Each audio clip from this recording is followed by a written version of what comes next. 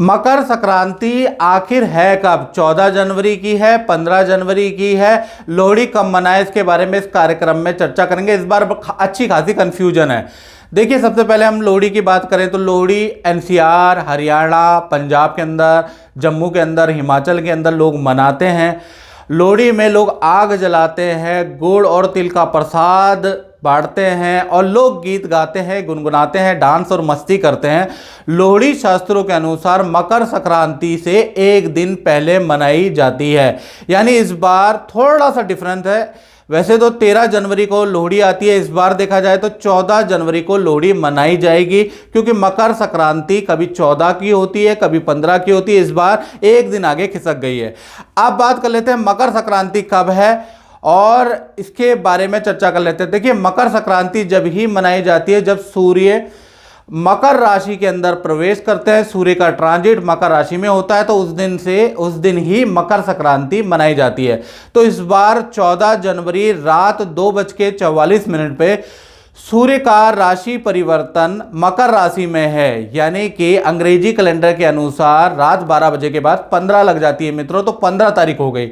और उदया व्यापनी तिथि के अनुसार भी 15 जनवरी को ही मकर संक्रांति मनाई जाएगी, यानी मकर संक्रांति 15 जनवरी 2024 को मनाना उचित है।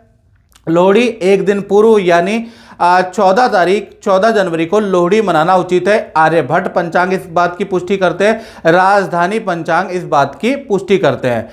आखिर मकर संक्रांति इतनी खास क्यों है, इसके बारे में भी चर्चा कर लेते हैं। आप लोगों को बता देते हैं कि मकर संक्रांति के बारे में इतनी चर्चाएं हो क्यों रही है, क्या खास है इसमें। देखिएगा, इस दिन से उत्तरायण शुरू हो जाता है, यानी दिन बड़े होने लग जाते हैं। दिन जब बड़े होंगे तो आप ज़्यादा काम कर पाएंगे, ज़्यादा चीज़ें कर पाएंगे, तो इसलिए एक तो खास है क्योंकि प्रकृति के अंदर बड़ा बदलाव होने लग जाता है। दूसरा देखा जाए तो मांगलिक कार्यों की शुरुआत मकर संक्रांति से होती है। अभी तक शादी विवाह, मुंडन, जनेऊ, गृह प्रवेश सब बंद था, अब 15 तारीख से वो खुल जाने वाले हैं, यानी कि खुल जाएंगे। यानी आप कोई भी विवाह, शादी, कोई भी संस्कार आप 15 के बाद उत्तरायणी में कर सकते हैं।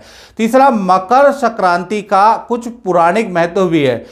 कहा जाता है इस दिन स्वर्ग के द्वार खुलते हैं, इसलिए भीष्म पितामह जिनको इच्छा मृत्यु का वरदान था और देखा जाए तो उनको तीरों से जो भेद दिया गया था वो दक्षिणायन में भेद दिया गया था, लेकिन उन्होंने अपने मृत्यु का दिन उत्तरायण ही चुना, यानी उत्तरायण को चुना, क्योंकि यहाँ से स्वर्ग के द्वार खुल जाते हैं। इसी प्रकार से गंगा जी भी धरती पर उत्तरायण में ही उतरी, मकर संक्रांति का दिन था, यानी यह बड़ा मोक्ष वाला दिन कहा जाता है। मकर संक्रांति का पौराणिक महत्व आपने मित्रों जाना। अब क्या है, इसका वैज्ञानिक कुछ महत्व भी है या हमारे पूर्वजों ने ऐसे ही लिख दिया, इसके बारे में भी चर्चा कर लेते हैं। देखिए, मकर संक्रांति के दिन गुड़ और तिल लोग खाते हैं, इसका वितरण करते हैं। इसका कारण है कि मकर संक्रांति से पहले काफ़ी ज़्यादा ठंडी पड़ रही होती है, हमारा शरीर ठंडा पड़ चुका होता है, तो गुड़ और तिल गर्म होता है। जब इसको खाया जाता है तो शरीर को गर्मी प्राप्त होती है, ऊष्मा प्राप्त होती है, इसलिए इसका वितरण भी किया जाता है, शरीर को गर्मी प्राप्त होती है। दूसरा, तरक्की के रास्ते खुलते हैं, दिन बड़े होने लग जाते हैं तो हम ज़्यादा काम करने लग जाते हैं, और ज़्यादा काम करेंगे तो ज़्यादा धन लाभ भी होगा। और सूर्य की किरणें भी हम पे ज़्यादा पड़ेंगी तो हमारे अंदर एनर्जी बनी रहेगी, तो यहाँ से तरक्की के रास्ते भी खुलते हैं। तीसरा, इस दिन पतंग भी उड़ाई जाती है। पतंग उड़ाने से हम सूर्य की रोशनी में रहते हैं पूरे दिन उस दिन, तो उससे हमारे अंदर जो विटामिन डी कम हो गया है वो विटामिन डी हमारा पूरा होने लगता है। हाथ पैरों में दर्द की कमी, मानसिक तनाव हमारा दूर होने लगता है, तो विटामिन डी इस दिन पूरा होता है, इसलिए मकर संक्रांति का वैज्ञानिक महत्व भी है।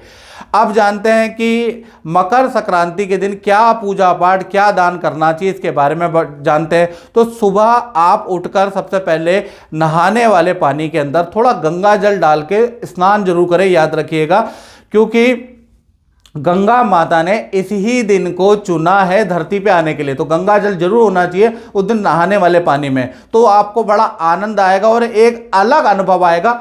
15 तारीख को करके देख लीजिएगा। साथ ही साथ उस दिन आपको सूर्य को अर्घ देना है। तांबे का लोटा ले लीजिएगा, लोटे के अंदर जल डाल दीजिएगा, काले तिल गुड़ डाल के, लाल चंदन डाल के, लाल फूल डाल के सूर्य भगवान को जल दिया जाता। ओम घृणी सूर्याय नमः, ओम घृणी सूर्याय नमः, ये मंत्र का 21 बार जाप जरूर कर लीजिएगा। सूर्य भगवान से प्रार्थना कर लीजिएगा, मेरा परिवार खुश रहे, मेरा स्वास्थ्य अच्छा रहे, मेरे पति का, मेरे परिवार का काम धाम धंधा सब कुछ अच्छा रहे। इस तरह की आप प्रार्थना जरूर करिएगा। लेकिन सूर्य को जल आप उस दिन देने का विशेष महत्व है, याद रखिएगा। उस दिन ये ऐसा एकमात्र दिन है जिस दिन सूर्य देव अपने पुत्र के घर में प्रवेश करते हैं, पहले दिन रहते हैं। तो सूर्य और शनि दोनों ही इस दिन प्रसन्न होते हैं। साथ ही साथ अगर आपके ऊपर शनि की ढैया है, साढ़े साती है, तो आप क्या कर सकते हैं, काला कंबल भी इस दिन बांट सकते हैं, क्योंकि सूर्य देव अपने पुत्र से मिलने जाते हैं जिनसे खासकर अभी तक शत्रुता है। तो एक दिन ऐसा है जब सूर्य मकर संक्रांति में जाते हैं तो सूर्य भी प्रसन्न होते हैं और शनिदेव भी अपने पिता से प्रसन्न होते हैं। तो उस दिन काला कंबल बांटेंगे या उड़द की दाल की खिचड़ी का प्रसाद आप वितरण करेंगे तो साढ़े साती आप में कम होगी और ढैया का प्रभाव, शनि और राहु केतु का कुप्रभाव आप पे कम होगा। तो उस दिन आपको खिचड़ी का दान भी देना है, कंबल का दान भी देना है। इसलिए इसे खिचड़ी संक्रांत भी कहा जाता है, क्योंकि कलयुग में शनि कर्म के दाता, व्यापार नहीं चल रहा, काम में उन्नति नहीं हो रही, खिचड़ी का प्रसाद बांट के देखिए, कंबल गरीबों में वितरण करके देखिए। इसी ही दिन करना है, 15 तारीख को करना है, चूक मत जाना, याद रखिएगा। तो आपको बड़ा लाभ होने वाला है। यदि आप नाम या शोहरत पाना चाहते हैं, परिवार के सदस्यों की उन्नति पाना चाहते हैं, तो सूर्य को अर्घ दे, ओम घृणी सूर्याय नमः का जाप करें। तो मित्रों, इस कार्यक्रम में बस इतना ही, मुझे दीजिए इजाजत। जय माता दी।